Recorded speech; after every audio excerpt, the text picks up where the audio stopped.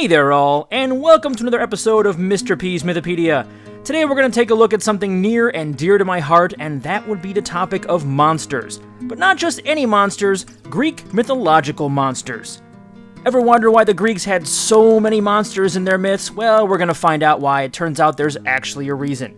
You see, the ancient Greeks loved to soup up their stories with tales of fearsome, horrible beasts and creatures, all of which were included in their tales to present their heroes and gods with obstacles to overcome. After all, what's a good guy or gal without a bad guy or gal to defeat? Monsters of all shapes and sizes filled every account, waiting to devour the occasional unsuspecting human.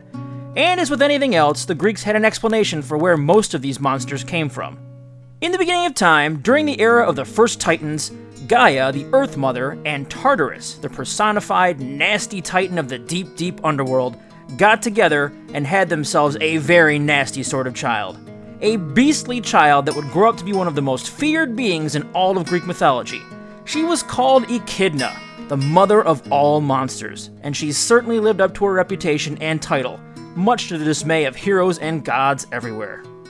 Echidna was a monstrous being whose body had the top half of a woman and the bottom half of a long, scaly serpent. Even her human half was considered repulsive, covered with speckled skin and containing a mouth full of sharp, venom-pumping teeth.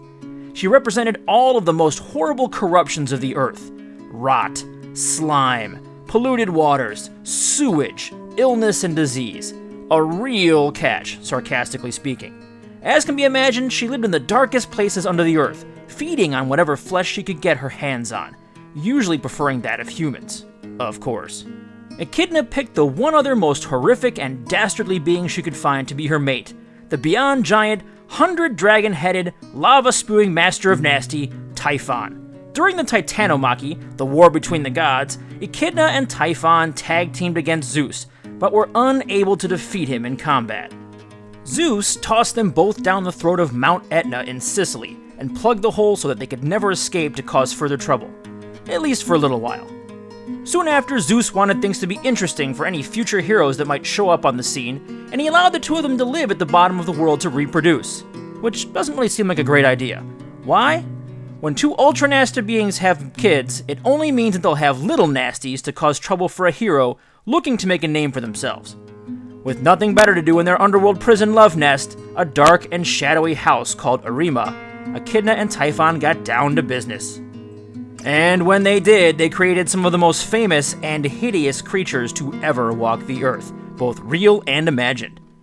Doing this gave them titles the mother of all monsters and father of all monsters, pretty adequate for the situation. Their children were many. Lots of the Greek monsters you know of today came straight from these two. You had Cerberus, the three-headed dog that guards the underworld for Hades. The Chimera, a beast made up of 3 different animal parts. The Hydra, which Hercules had to battle in his 12 labors. The Sphinx, part lion and part human woman, who had to deal with Oedipus and lost. The Caucasian eagle, who was ordered to rip out Prometheus's liver daily. The Cromaeonian sow. The Gorgons, who are snake-haired women who could turn a person to stone. Well, all of them except for Medusa. That's a different story. The Colchian dragon, who guards the golden fleece of Colchis, that the hero Jason and his Argonauts had to seek. Scylla, a beast that gave Odysseus a seriously hard time.